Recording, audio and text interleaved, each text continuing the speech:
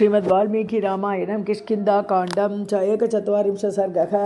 ततः प्रस्थाय सुग्रीवः तन्महद्वानरं बलं दक्षिणां प्रेषयामास वानरान् अभिलक्षितान्। नीलम् अग्निसुतं चैव हनुमन्तं च वानरं पितामहसुतं चैव जाम्बवन्तं महोजसं सुहोत्रं च शरारिं च शरगुल्मं तथैव च गजं गवाक्षं गवयं सुषेणं वृषभं तथा मैन्दं च द्विविधं चैव सुषेणं गन्धमादनम् उल्कामुखम् अनङ्गं च हुताशनसुतौ उभौ अङ्गदप्रमुखान् वीरान् वीरः कपिगणेश्वरः वेगविक्रमसम्पन्नान् सन्धिदेशविशेषवित् तेषामग्रेसरं चैव बृहद्बलम् अथ अङ्गदम् विदाय हरिवीराणामादिश दक्षिणां दिशम् ये केचन समुद्देशाः तस्यां दिशि सुदुर्गमाः कपीशः कपिमुख्यानां स तेषां समुदाहरत् सहस्रशिरसं विन्द्यं नानाद्रुमलतायुधं नर्मदां जनतीं रम्यां महाउरगनिषेविता ततो गोदावरीं रम्यां कृष्णवेणीं महानदीं वरदां च महाभागां महाउरगनिषेविता मेखलान् उत्कलांश्चैव दशार्णनगराणि अपि आब्रवन्तीमवन्तीं च सर्वमेव अनुपश्यत विदर्भान् ऋश्चिकांश्चैव रम्यान् महिषकानपि तथा वङ्गान् कलिङ्गांश्च कौशिकांश्च समन्ततः अन्वीक्ष्य दण्डकारण्यं स पर्वतनदीगुहं नदीं गोदावरीं चैव सर्वमेव अनुपश्यत तथैव आन्ध्रांश पुण्ड्रांश चोलान् पाण्ड्यांश केरलान् अयोमुखश्च गन्तव्यः पर्वतो धातुमण्डितः विचित्रशिखरः श्रीवान् चित्रपुष्पितकाननः सुचन्दनवनोद्देशे देशः मार्गितव्यः महागिरिः ततस्ताम् आपगां दिव्यां प्रसन्नसलिलाशयां तत्र दृक्षत कावेरीं विकृताम् अप्सरोगणैः तस्य आसीनं नगस्य अग्रे मलयस्य महोजसं दृक्षत आदित्यसङ्काशम् अगस्त्यं ऋषिसत्तमं ततः तेन अभ्यनुज्ञाताः प्रसन्नेन महात्मना ताम्रपर्णीं ग्राहजुष्टां तरिष्यत महानदीं सा चन्दनवनैः चित्रैः प्रच्छन्नद्वीपवारिणी कान्तेव युवती कान्तं समुद्रम् अवगाहते ततो हेममयं दिव्यं मुक्तामणिविभूषितं युक्तं कवाटं पाण्ड्यानां गता दृक्षत वानराः ततः समुद्रमासाद्य सम्प्रदार्य अर्थनिश्चयम् अगस्त्येन अन्तरे तत्र सागरे विनिवेशितः चित्रसानुनगः श्रीवान् महेन्द्रः पर्वतोत्तमः जातरूपमयः श्रीमान् अवगाढः महार्णवं नानाविधैः नगैः पुल्लैः लताभिश्च उपशोभितं देवश्रियश्च प्रवरैः अप्सरोभिश्च शोभितं सिद्धसारणसङ्गैश्च प्रकीर्णं सुमनोरमं तमुपैति सहस्राक्षः सदा पर्वसु द्वीपः तस्य अपरे पारे शतयोजनविस्तृतः अगम्यः मानुषैः दीप्तः तं मार्गद्वं समन्ततः तत्र सर्वात्मना सीता मार्गितव्या विशेषतः सही देशस्तु वध्यस्य रावणस्य दुरात्मनः राक्षसाधिपतेः वासः सहस्राक्ष समुद्युतेः दक्षिणस्य समुद्रस्य मध्ये तस्य तु राक्षसी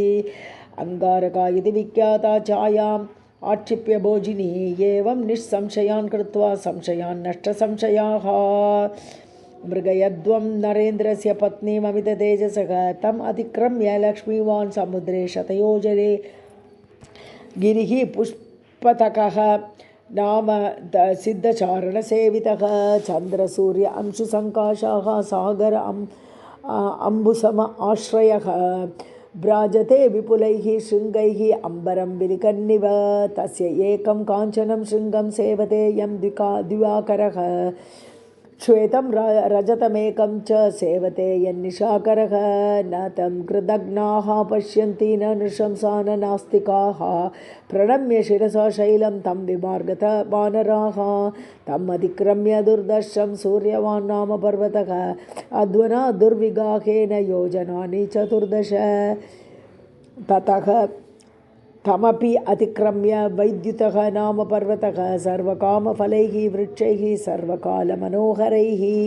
तत्र भुक्त्वा वरार्हाणि मूलानि च फलानि च मधूनि पीत्वा जुष्टानि परं गच्छत वानराः तत्र नेत्रमनःकान्तः कुञ्जरो नाम पर्वतः अगस्त्यभवनं यत्र निर्मितं विश्वकर्मणा तत्र योजनविस्तारमुश्रितं दशयोजनं शरणं काञ्चनं दिव्यं नानारत्नविभूषितं तत्र भोगवती नाम सर्पाणामालयः पुरी विशालरत्या दुर्दर्शा सर्वतः रक्षिता पन्नगैः घोरैः तीक्ष्णदंष्ट्रैः महाविषैः सर्पराजः महाघोरः यस्यां वसति वासुकिः निर्याय मार्गितव्या च सा च भोगवती पुरी तत्र च अनन्तर उद्देशाः ये केचन समावृताः तं च देशमतिक्रम्य महान् ऋषभसंस्थितिः सर्वरत्नमयः श्रीमान् ऋषभः नाम पर्वतः गोशीर्षकं पद्मकं च हरिश्यामं च चन्दनं दिव्यमुत्पद्यते यत्र तच्चैव अग्निसमप्रभं न तु तच्चन्दनं दृष्ट्वा स्पृष्टव्यं तु कदाचन रोहिता नाम गन्धर्वाः घोरं रक्षन्ति तद्वनं तत्र गन्धर्वपतयः पञ्च सूर्यसमप्रभाः शैलूषः ग्रामिणीः शिक्षः शुकः बभ्रुः तथैव च रविसोमा अग्निवपुषां निवासः पुण्यकर्मणाम् अन्ते पृथिव्या दुर्दर्शाः ततः स्वर्गजितः चिताः ततः परं न वः सेव्यः पितृलोकः सुदारुणः राजधानी यमस्य एषा कष्टेन तमसावृता एतावदेव युष्माभिः वीराः वानरपुङ्गवाः शक्यं विचेतुं गन्तुं वा न अतः गतिवतां गतिः सर्वमेतत् समालोक्य यच्च अन्यदपि दृश्यते गतिं विदित्वा वैदेह्याः सन्निवर्तयितुम् अर्हत यश्च मासान् निवृत्तो अग्रे दृष्टासीतेति वक्ष्यति मत्तुल्यविभवः भोगैः सुखं स विहरिष्यति ततः प्रियतरो नास्ति मम प्राणाद्विशेषतः कृत अपराधः बहुशः मम बन्धुः भविष्यति अमितबलपराक्रमा भवन्तः विपुलगुणेषु कुलेषु च प्रसूताः मनुजपति सुतां यथा लभध्वम् तद् अधिगुणं पुरुषार्थम् आरभध्वम् इतिहासे श्रीमद् रामायणे वाल्मीकि आदिकाव्ये किष्किन्धाकाण्डे 41 सर्गः सीतारामाभ्यां नमः 42 सर्गः अथ प्रस्ताप्य स हरीन् सुग्रीवः दक्षिणां दिशम् अब्रवीत् मेघसङ्काशं सुषेणं नाम वानरं तारायाः पितरं राजा श्वशुरं भीमविक्रमम् अब्रवीत् प्राञ्जलिः वाक्यम् अभिगम्य प्रणम्य च महर्षिपुत्रं मारीचम् अर्चिष्मन्तं महाकपिं वृतं कपिवरैः शूरैः महेन्द्रसदृशद्युतिं बुद्धिविक्रमसम्पन्नं वैनतेयसमद्युतिं मरीचिपुत्रान् मारीचान् अर्चिः माल्यान् महाबलान् ऋषिपुत्रांश्च तान् सर्वान् प्रतीचीम् आदिशद्दिशं द्वाभ्यां शतसहस्राभ्यां कपीनां कपिसत्तमाः सुषेण प्रमुखाः यूयं वैदेहीं परिमार्गतः सौराष्ट्रान् सह बाक्लीकान् चन्द्रचित्रांस्तथैव च स्वीत अञ्जनपदान् रम्यान् विपुलानि पुराणि च पुन्नागहनं कुक्षिं बकुल उद्दालक आकुलं तदा केतककण्डांश्च मार्गद्वं हरिपुङ्गवाः प्रत्यक्स्रोतो वहाश्चैव नद्यः शीतजलाशिवाः तापसानाम् अरण्यानि कान्तारगिरयश्च ये तत्र स्थलीः मरुत्प्राया अत्युच्च शिशिराः शिलाः गिरिजालवृतां दुर्गां मार्गित्वा पश्चिमां दिशं ततः पश्चिमम् आगम्य समुद्रं द्रष्टुमर्हत तिमेनक्र आकुलजलं गत्वा द्रक्ष्यत वानराः ततः केतकखण्डेषु तमालगगनेषु च कपयः विहरिष्यन्ति नारिकेलवनेषु च तत्र सीतां च मार्गद्वं निलयं रावणस्य च वेलातलनिविष्टेषु पर्वतेषु वनेषु च मुरवीपत्तनं चैव रम्यं चैव जटापुरम् अङ्गलेपां च तथा च अलक्षितां वनं राष्ट्राणि च विशालानि पत्तनानि ततस्ततः सिन्धुसागरयोः चैव सङ्गमे तत्र पर्वतः महान् सोमगिरिर्नाम शतशृङ्गः महाद्रुमः तत्र प्रस्थेषु रम्येषु सिंहाः पक्षगमाः स्थिताः तिमि मत्स्य गजांश्चैव नीडानि आरोपयन्ति ते तानि नीडानि सिंहानां गिरिशृङ्गगताश्च ये दृप्ताः तृप्ताश्च मातङ्गाः तोयदस्वन निस्वनाः विचरन्ति विशाले अस्मिन् तोयपूर्णे समन्ततः तस्य शृङ्गं दिवस्पर्शं काञ्चनं चित्रपादपं सर्वमाशु विचेतव्यं कपिभिः कामरूपिभिः कोटिं तत्र समुद्रस्य काञ्चनीं शतयोजनां दुर्दशां पारियात्रस्य गत्वा द्रक्ष्यत वानराः कोट्यः तत्र 24 गन्धर्वाणां तरस्विनां वसन्ति अग्निनिकाशानां घोराणां कामरूपिणां पावक अर्चिः प्रतीकाशाः समवेता समन्ततः न अति आसादयितव्याः ते वानरैः भीमविक्रमैः न उदयं न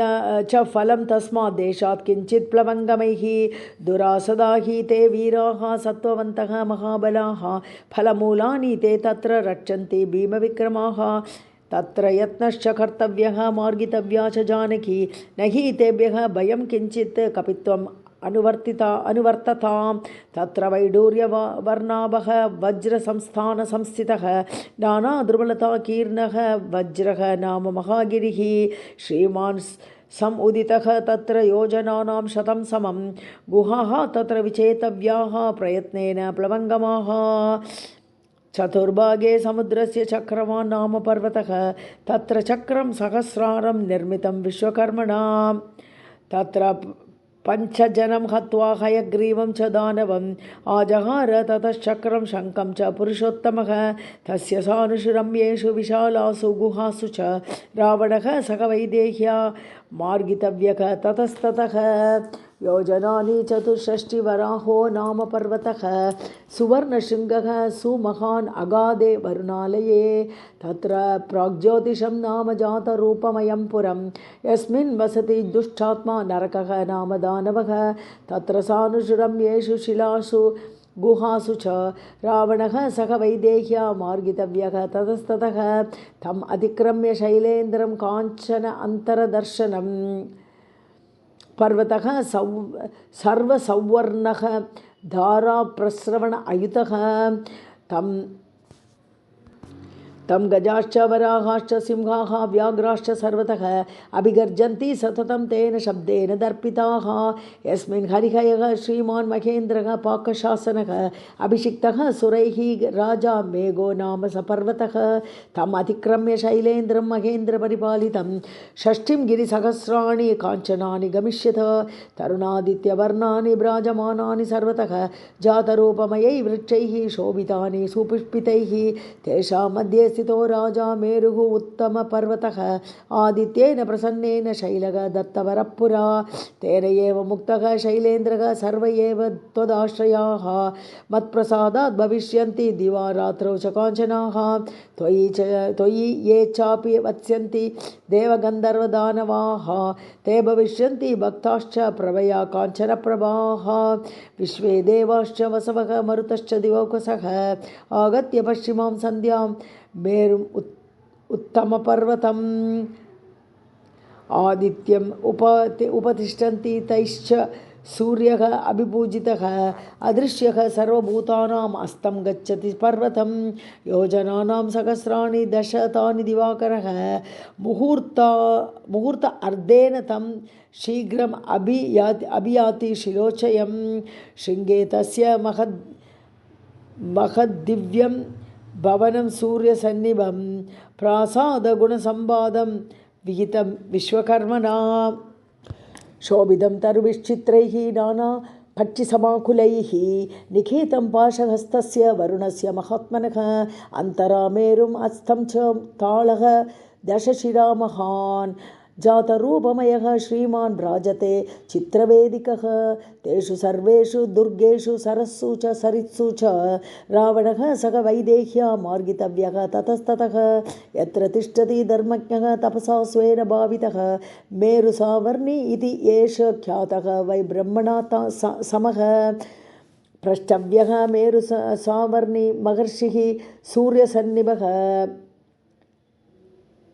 प्रणम्य शिरसा भूमौ प्रवृत्तिं मैथिलीं प्रति। एतावज्जीवलोकस्य भास्करः रजनीक्षये कृत्वा वीतिमिरं सर्वम् अस्तं गच्छति पर्वतम्। एतावद्वानरैः शक्यं गन्तुं वानरपुङ्गवाः अभास्करम् अमर्यादं न जानीमः। ततः परम् अवगम्य तु वैदेहीं निलयं रावणस्य च अस्तं पर्वतमासाद्य पूर्णे मासे निवर्तत। ऊर्ध्वं मासा न वस्तव्यं वसन्वद्यो भवेत् मम सह एव शूरः युष्माभिः श्वशुरः मे गमिष्यति। श्रोतव्यं सर्वमेतस्य भवद्भिः दिष्टकारिभिः। गुरुः एष महाबाहुः श्वशुरः मे महाबलः। भवन्तश्चापि विक्रान्ताः प्रमाणं सर्व एव हि। प्रमाणं येन संस्थाप्य पश्यद्वं पश्चिमां दिशं। दृष्टायां तु नरेन्द्रस्य पत्न्याम् अमिततेजसः कृतकृत्या भविष्यामः कृतस्य प्रतिकर्मणा। अतो अन्यदपि यत्कार्यं कार्यस्य अस्य प्रियं भवेत् सम्प्रदार्य भवद्भिश्च देशकाल अर्थसंहितं। ततः सुषेण प्रमुखाः प्लवङ्गाः सुग्रीववाक्यं निपुणं निशम्य आमन्त्र्य सर्वे प्लवगाधिपं ते जग्मुः दिशं तां वरुणाभिगुप्ताम्। इतिहासे श्रीमद्रामायणे वाल्मीकि आदिकाव्ये किष्किन्धाकाण्डे 24 सर्गः। सीतारामाभ्यां नमः। 43 सर्गः। ततः सन्दिश्य सुग्रीवः श्वशुरं पश्चिमां दिशं वीरं शतबलिं नाम वानरं वानरेश्वरः। उवाच राजा सर्वज्ञः सर्ववानरसत्तमः वाक्यम् आत्महितं चैव रामस्य च हितं तदा। वृतः शतसहस्रेण त्वद्विदानां वनौकसां वैवस्वतसुतैः सार्धं प्रविष्टः सर्वमन्त्रिभिः।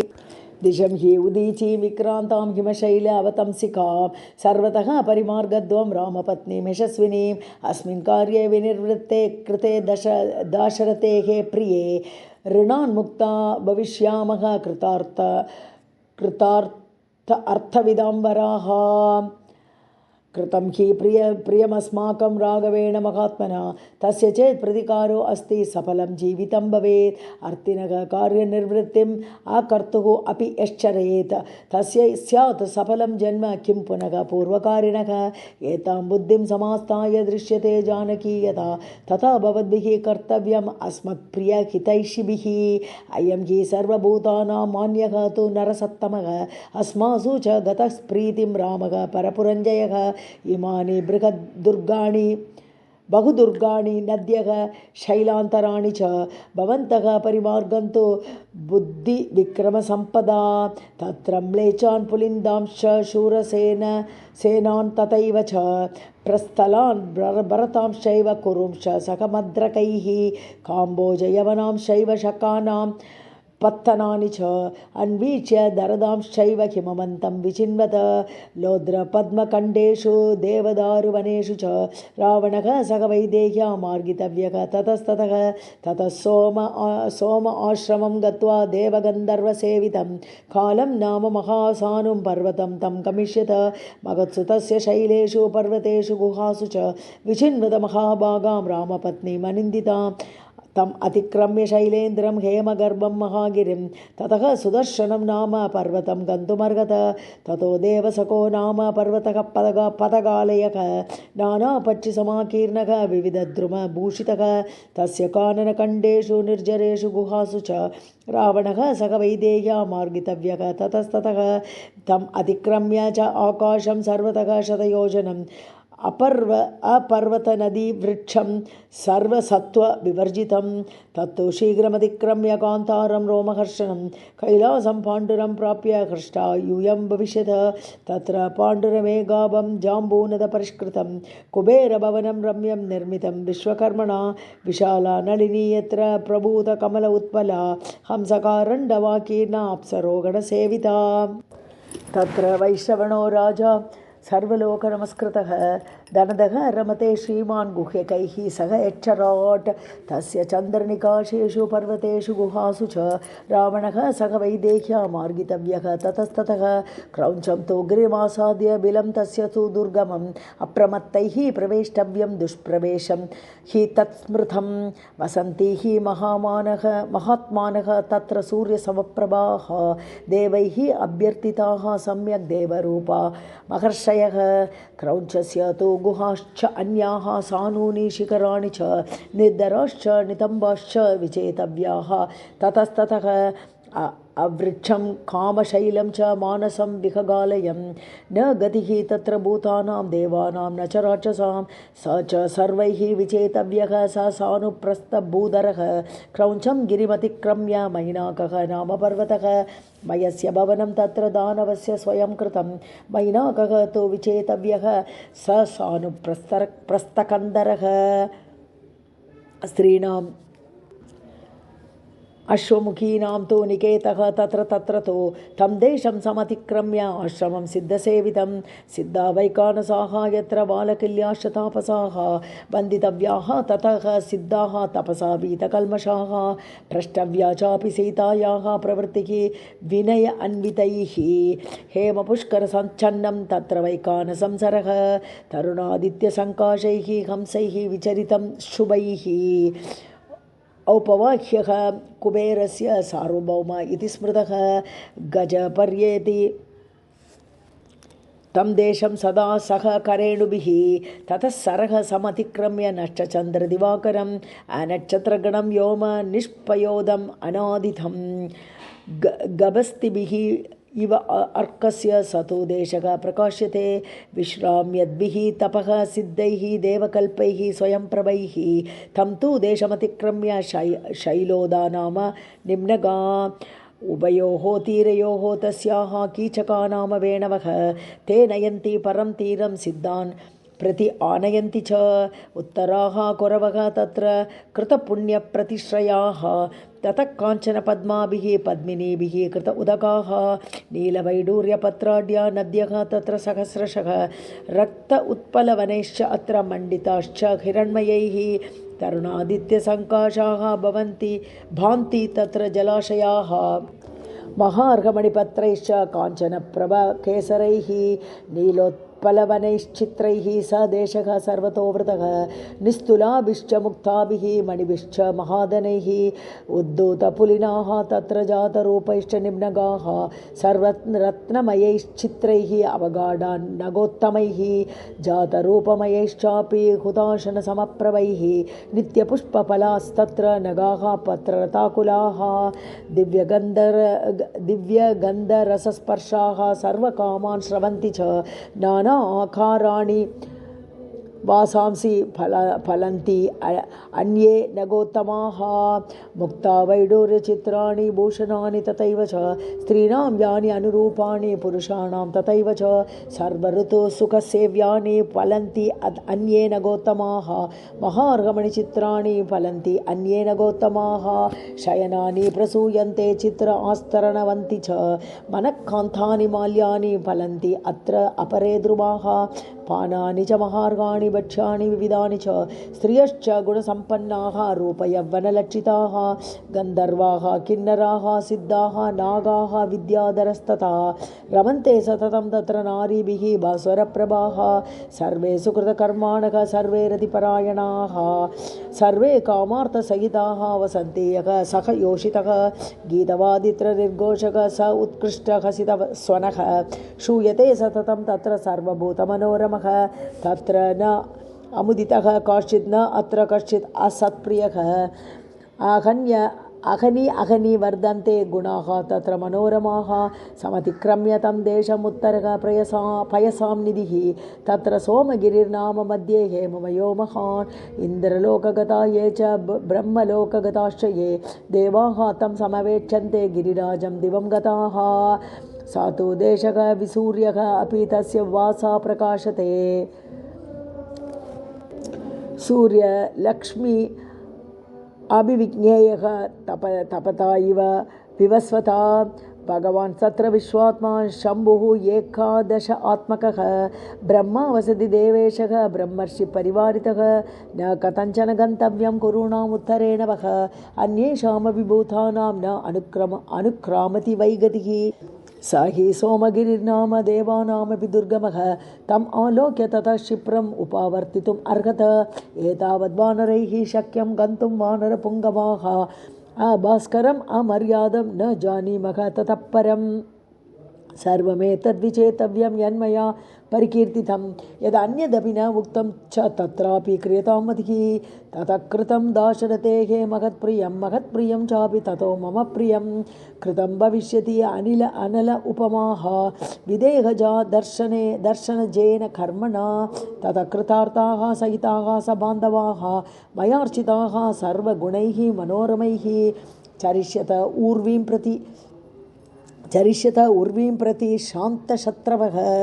सह प्रिया भूतधराः प्लवङ्गमाः इति श्रीमद् रामायणे वाल्मीकि आदिकाव्ये किष्किन्धाकाण्डे 3:40 सर्गः सीतारामाभ्यां नमः। 44 सर्गः विशेषेण तु सुग्रीवः हनुमति अर्थम् उक्तवान् सहि तस्मिन् हरिश्रेष्ठे निश्चित अर्थः अर्थसाधने अब्रवीच्च हनुमन्तं विक्रान्तम् अनिलात्मजं सुग्रीवः परमप्रीतः प्रभुः सर्ववनौकसां न भूमौ न अन्तरिक्षे वा न अम्बरे न अमरालये न अप्सु वा गतिसङ्गं ते पश्यामि हरिपुङ्गव स असुराः सह गन्धर्वाः स नरदेवताः विदिताः सर्वलोकाः ते स सागरधराधराः गतिर्वेगश्च तेजश्च लाघवं च महाकपे पितुः ते सदृशं वीरमारुतस्य महौजसः तेजसा वापि ते भूतं न समं भुवि विद्यते तद्यथा लभ्यते सीता तत्त्वमेव अनुचिन्तय त्वयि एव हनुमन् अस्ति बलं बुद्धिः पराक्रमः देशकाल अनुवृत्तिश्च नयपण्डित ततः कार्यसमासङ्गम् अवगम्य हनुमति विदित्वा हनुमन्तं च चिन्तयामास राघवः सर्वदा निश्चितार्थो अयं हनुमति हरीश्वरः निश्चितार्थतरश्चापि हनुमान् कार्यसाधने तदेवं प्रस्थितस्य अस्य परिज्ञातस्य कर्मभिः भर्त्रा परिगृहीतस्य ध्रुवः कार्यफलोदयः तं समीक्ष्य महातेजा व्यवसाय उत्तरं हरिं कृतार्थम् इव संहृष्टः प्रकृष्ट इन्द्रियमानसः ददौ तस्य ततः प्रीतः स्वनामाङ्कः शोभितम् अङ्गुलीयम् अभिज्ञानं राजमुद्रया परन्तपः अनेन त्वां हरिश्रेष्ठ जिह्वेन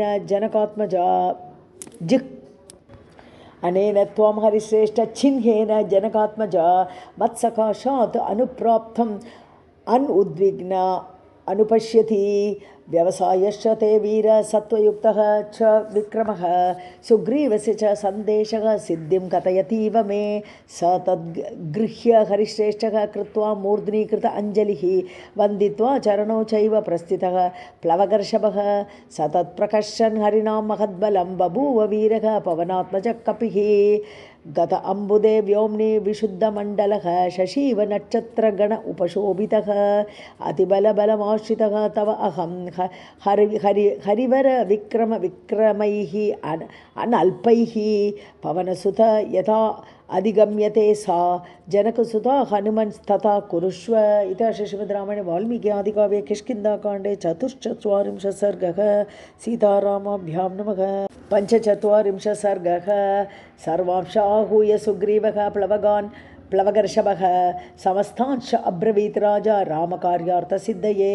एवमेतद्विचेतव्यं भवद्भिः वानरोत्तमैः तद् उग्रशासनं भर्तुः विज्ञाय हरिपुङ्गवाः शलभा इव सञ्चाद्य मेदिनीं सम्प्रतस्थिरे रामः प्रस्रवणे तस्मिन् न्यवसत् सह लक्ष्मणः प्रतीक्षमाणः तम् आसं सीताधिगमने कृतः उत्तरां तु दिशां रम्यां गिरिराजसमावृतां प्रतस्ते सहसा वीरः हरिः शतबलिः तदा पूर्वां दिशं प्रति ययौ विनतः हरियूतपः तार अङ्गद आदिसहितः प्लवगः पवनात्मजः अगस्त्य आचरिताम् आशां दक्षिणां हरियूतपः पश्चिमां च दिशं घोरं सुषेणः प्लवगेश्वरः प्रतस्ते हर्षार्दूलः दिशं वरुणपालितां ततः सर्वाः दिशो राजा चोदयित्वा यथा तथं कपिसेनापतिः वीरः मुमोद सुखितः सुखम् एवं संज्योतिताः सर्वे राज्ञा वानरयूतपाः स्वां स्वां दिशमभिप्रेत्य त्वरिताः सम्प्रतस्थिरे ननन्दश्च उन्नदन्तश्च गर्जन्तश्च प्लवङ्गमाः क्ष्वेडन्तः धावमानश्च विनदन्तः महाबलाः एवं संचोदिताः सर्वे राज्ञा वानरयूतपाः आनयिष्यामहे सीतां हनिष्यामश्च रावणम्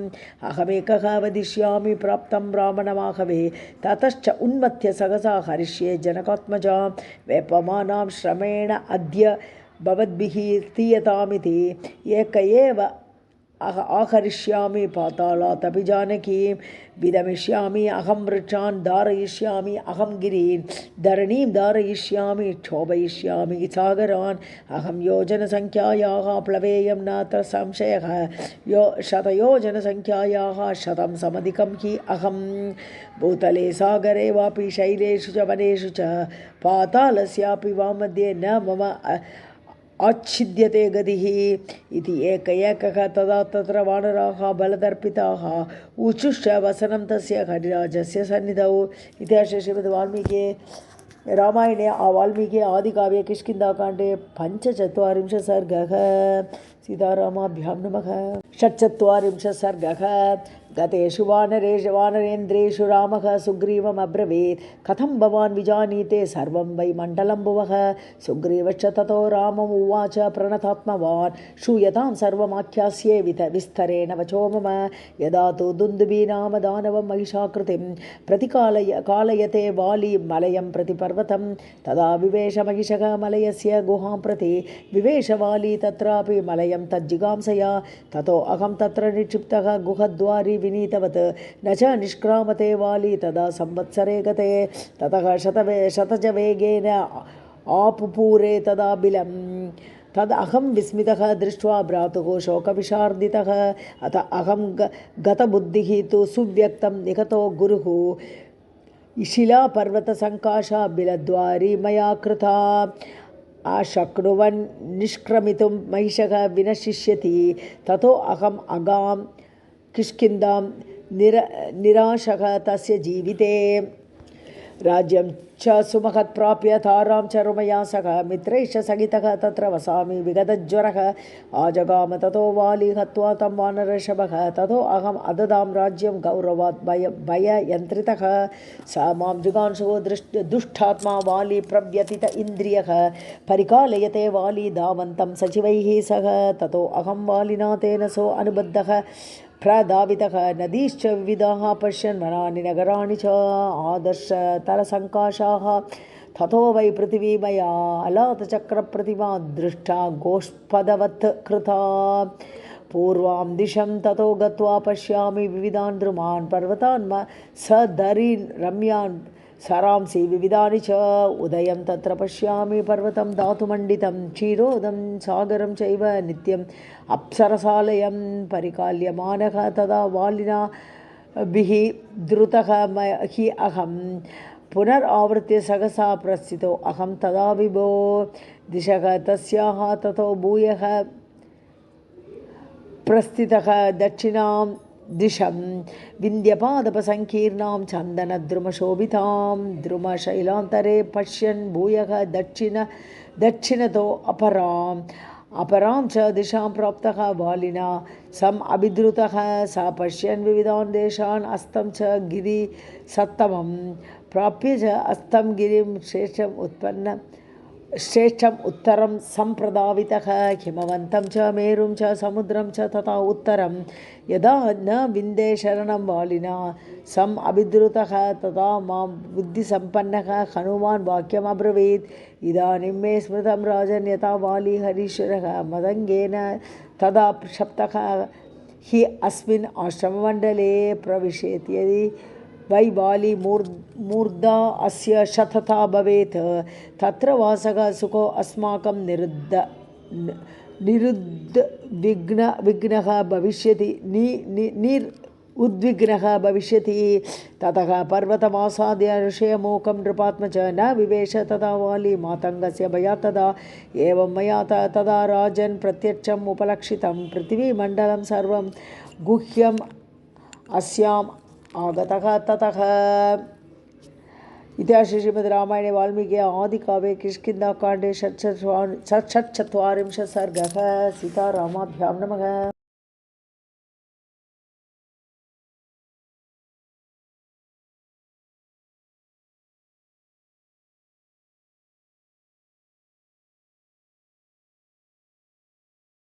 सप्तचत्वारिंशत् सर्गः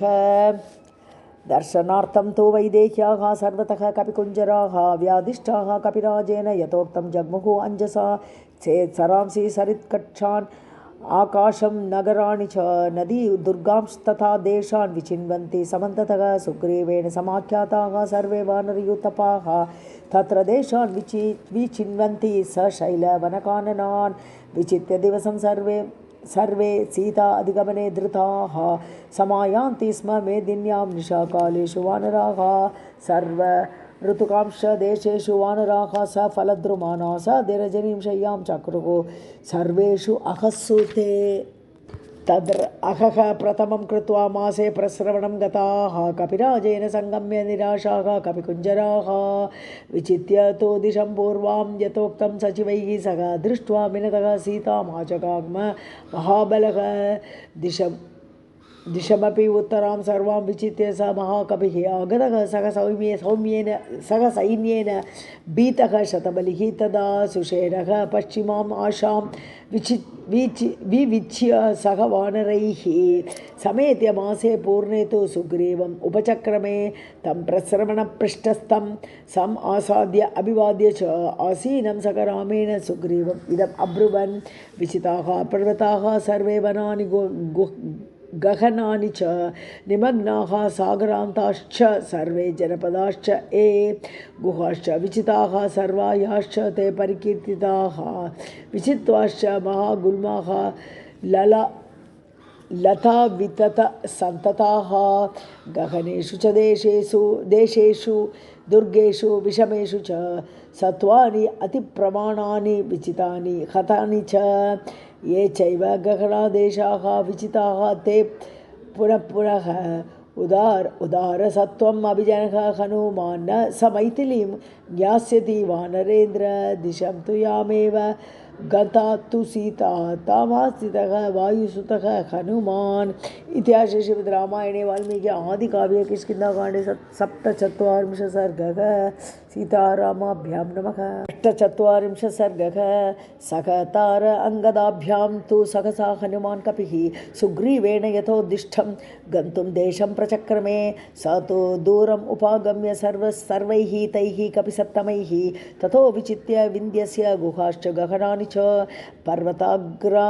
पर्वताग्र नदी दुर्गान् सरांसि विपुलद्रुमान् वृक्षकण्डांश विविधान् पर्वतान् वनपादपान् अन्वेषमाणाः ते सर्वे वानराः सर्वतो दिशं न सीतां ददृशुः वीराः मैथिलीं जनकात्मजां देवभक्षयन्तः मूलानि फलानि विविधानि अपि अन्वेषमाणाः दुर्दर्शां न्यवसन् तत्र सा तु देशः दुरन्वेषः गुहा गहनवान् महान् निर्जनं शून्यं गहनं घोरदर्शनं तादृशानि अपि अरण्यानि विचित्य वृषपीडिताः स देशश्च दुरन्वेष्यः गुह गहनवान् महान् त्यक्त्वा तु तं ततो देशं सर्वे वैहर्यूतपाः देशम् अन्यं दुरादर्शं विविशुः च अकुतोभयाः यत्र वन्द्यफलावृक्षाः विपुष्पाः पर्णवर्जिताः निस्तेयो सरितः यत्र मूलं यत्र सुदुर्लभं न सन्ति महिषा यत्र न मृगा न च हस्तिनः शार्दूलाः पक्षिणः वापि ये च अन्ये वनगोचराः न च अत्र वृक्षाः न ओषध्यः न वल्यः नापि वीरुदः स्निग्धपत्राः स्थले यत्र पद्मिन्यः पुल्लपङ्कजाः प्रेक्षणीयाः सुगन्धाश्च भ्रमरैश्च विवर्जिताः कण्डुः नाम महाभागः सत्यवादी तपोधनः महर्षिः परम अमर्षि नियमैः दुष्प्रदर्शनः तस्मिन् वने पुत्रः बालकः दशवार्षिकः प्रनष्टः जीवित अन्ताय क्रुद्धः तेन महामुनिः तेन धर्मात्मना शप्तं कृष्णं तत्र महद्वनम् शरण्यं दुरादर्शं मृगपक्षिविवर्जितं तस्य ते काननान्तांस्तु गिरीणां कन्दराणि च प्रभवाणी नदीनां च विचिन्वन्ति समाहिताः तत्र चापि महात्मानः न अपश्यन् जनकात्मजाम् हर्तारं रावणं वापि सुग्रीवप्रियकारिणः ते प्रविश्यतु तं भीमं लतागुल्मसमावृतं ददर्शुः भीमकर्माणमसुरं सुरनिर्भयं तं दृष्ट्वा वानराः घोरं स्थितं शैलमिव असुरं गाढं परिहिताः सर्वे दृष्ट्वा तं पर्वतोपमम् सा पीतान् वानरान् सर्वान् नष्टास्थ इति अब्रवीद्बली अभ्यधावत संक्रुद्धः मुष्टिमुद्दम्य संगतं तमापतन्तं सहजा वालिपुत्रः अंगदः तदा रावणो अयमिति ज्ञात्वा तलेन अभिजगानः स वालिपुत्र अभिहतः वक्त्रात् शोणितम् उद्वमन् असुरः न्यपतद्भूमौ पर्यस्त इव पर्वतः ते तु तस्मिन् निरुच्छ्वासे वानराः जितकाशिनः व्यचिन्वन् प्रायशः तत्र सर्वं ते गिरिगह्वरं विचितं तु ततः सर्वे ते काननौकसः अन्यत् एव अपरं घोरं विविशुः गिरिगह्वरं ते विचित्य पुनः खिन्नाः विनिष्पत्य समागताः एकान्ते वृक्षमूले तु निषेधुः दीनमानसाः इति श्रीमद् रामायणे वाल्मीकि आदिकाव्ये किष्किन्धाकाण्डे 48 सर्गः सीतारामाभ्यां नमः 49 सर्गः अथ अंगदः तदा सर्वान् वानरान् इदमब्रवीत् परिश्रान्तः महाप्राज्ञः समाश्वास्य शनैर्वचः वनानि गिरयः नद्यः दुर्गाणि गहनानि च दरीगिरिगुहाश्चैव विचिताः सर्वम् अन्ततः तत्र सः अस्माभिः जानकी न च दृश्यते तथा रक्षः अपहर्ता च सीतायाश्चैव दुष्कृति कालश्च नः महान् यातः सुग्रीवश्च उग्रशासनः तस्मात् भवन्तः सहिता विचिन्वन्तु समन्ततः विहाय तन्द्रीं शोकं च निद्रां चैव समुत्थितां विचिनुध्वं तथा सीतां पश्यामः जनकात्मजाम् अनिर्वेदं च दाक्ष्यं च मनसश्च अपराजयं कार्यसिद्धिकरणानि आहुः तस्मात् एतत् ब्रवीमि अहम् अद्य अपि इदं वनं दुर्गं विचिन्वन्तो वनौकसः खेदं त्यक्त्वा पुनः सर्वं वनमेव विचिन्वताम् अवश्यं कुर्वतां तस्य दृश्यते कर्मणः फलं निर्वेदमागत्य न उन्मीलनं क्षमं सुग्रीवः क्रोधनः राजा शिक्षदण्डश्च वानराः बेतव्यं तस्य सततं रामस्य च महात्मनः हितार्थमेतदुक्तं वः क्रियतां यदि रोचते उच्यतां हि क्षमं यत् तत् सर्वेषाम् एव वानराः अंगदस्य वचः श्रुत्वा वचनं गन्धमादनः उवाच व्यक्ततया वाचा पिपासा श्रमखिन्नया सदृशं खलु वः वाक्यमङ्गदः यदुवाचः हितं चैव अनुकूलं च क्रियतामस्य भाषितं पुनः मार्गामहे शैलान् कन्दरांश्च शिलांस्तथा काननानि च शून्यानि गिरिप्रस्रवणानि च यथा उद्दिष्टानि सर्वाणि सुग्रीवेण महात्मना विचिन्वन्तो वनं सर्वे गिरिदुर्गाणि सङ्गताः ततः समुत्थाय पुनः वानराः ते महाबलाः विन्ध्यकाननसङ्कीर्णां विचेरुः दक्षिणां दिशं ते शारदाभ्रप्रतिमं श्रीमद्रज पर्वतं शृङ्गवन्तं दरीवन्तम् अधिरुह्य च वानराः तत्र लोद्रवनं रम्यं सप्तपर्णवनानि च विचिन्वन्तः हरिवराः सीतादर्शनकाङ्क्षिणः अग्रमधिरूढाः ते शान्ताः विपुलविक्रमाः न पश्यन्ति स्म वैदेहीं रामस्य महिषीं प्रियां ते तु दृष्टिगतं दृष्ट्वा तं शैलं बहुकन्दरम् अद्यारोहन्त हरयः वीक्षमाणाः समन्ततः अवरुह्य ततो भूमिं शान्ताः विगतचेतसः स्थिता मुहूर्तं तत्र अथ वृक्षमूलम् उपाश्रिताः ते मुहूर्तं समाश्वस्ताः किञ्चित् भग्नपरिश्रमाः पुनरेव उद्यताः कृष्णां मार्गितुं दक्षिणां दिशं हनुमत्प्रमुखाः तावत् प्रस्थिताः प्लवगऋषभाः विन्द्यमेव आदितः कृत्वा विचेरुश्च समन्ततः इति श्रीमद्रामायणे वाल्मीकि आदिकाव्ये किष्किन्धाकाण्डे 49 सर्गः सीतारामाभ्यां नमः। 50 सर्गः सह तार अंगदाभ्यां तु संगम्य हनुमान् कपिः विचिनोति च विन्द्यस्य गुहाश्च गहनानि च सिंहशार्दूलजुष्टाश्च गुहाश्च परितस्तदा विषमेषु नगेन्द्रस्य महाप्रस्रवणेषु च आसेदुः तस्य शैलस्य कोटिं दक्षिणपश्चिमां तेषां तत्रैव वसतां स कालः व्यत्यवर्तत स हि देशः दुरन्वेष्यः गुहागहनवान् महान् तत्र वायुसुतः सर्वं विचिनोति स्म पर्वतं परस्परेण रहिताः अन्योन्यस्य अविदूरतः गजः गवाक्षः गवयः शरभः गन्धमादनः मैन्दश्च द्विविधश्चैव हनुमान् जाम्बवानपि अङ्गदः युवराजश्च तारश्च वरगोचरः गिरिजाल आवृतान् देशान् मार्गित्वा दक्षिणां दिशं विचिन्वन्तः ततस्तत्र ददृशुः विवृतं बिलं दुर्गं वृक्षबिलं नाम दानवेन अभिरक्षितं क्षुत्पिपासपरीताः तु शान्तासु सलिलार्तिनः अवकीर्णं लतावृक्षैः ददृशुः ते महाबिलं तत्र क्रौञ्चाश्च हंसाश्च सारसाश्चापि निष्क्रमन् जलार्द्राः चक्रवाकाश्च रक्ताङ्गाः पद्मरेणुभिः ततस्तद्बिलम् आसाद्य सुगन्धि दुरधिक्रमं विस्मय व्यग्रमनसः बभूवुः वानरऋषभाः सञ्जातपरिशङ्काः ते तद्बिलं प्लवगोत्तमाः अभ्यपद्यन्त संहृष्टाः तेजोवन्तः महाबलाः नानासत्समाकीर्णं दैत्येन्द्रनिलयोपमं दुर्दर्शम् इव घोरं च दुर्विगाह्यं च सर्वशः ततः पर्वतकूटाभः हनुमान् मारुतात्मजः अब्रवीद्वानरान् घोरान् कान्तारवनकोविदः गिरिजाल आवृतान् देशान् मार्गित्वा दक्षिणां दिशं वयं सर्वे परिश्रान्ताः न च पश्याम मैथिलीम् अस्माच्चापि बिलान् हंसाः क्रौञ्चाश्च सहसारसैः जलार्द्रचक्रवाकाश्च निष्पतन्ति स्म सर्वशः नूनं सलिलवान् अत्र कूपः वा यदि वा ह्रदः तथा च इमे बिलद्वारे स्निग्धाः तिष्ठन्ति पादपाः इत्युक्ताः तद्बिलं सर्वे विविशुः तिमिरावृतं चन्द्रसूर्यं हरयः ददृशु रोमहर्षणं निशाम्य तस्मात् सिंहांश्च तांस्तांश्च मृगपक्षिणः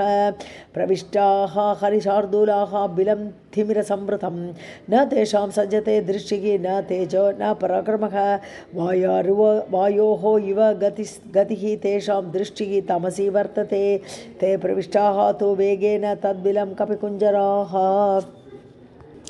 प्रकाशं च अभिरामं च ददृशुः देशमुत्तमं ततस्तस्मिन् बिले भीमे नानापादपसङ्कुले अन्योन्यं सम्परिष्वज्य जग्मुः योजनम् अन्तरं ते नष्टसज्ञाः त्रिषिताः सम्भ्रान्ताः सलिलार्तिनः परिपेतुः बिले तस्मिन् कञ्चित् कालम् अतन्द्रिताः ते कृशादीनवदनाः परिश्रान्ताः प्लवङ्गमाः आलोकं ददृशुः वीराः निराशाः जीवते यदा ततस्तं देशमागम्य सौम्याः वितिमिरं वनं ददृशुः काञ्चनान् वृक्षान्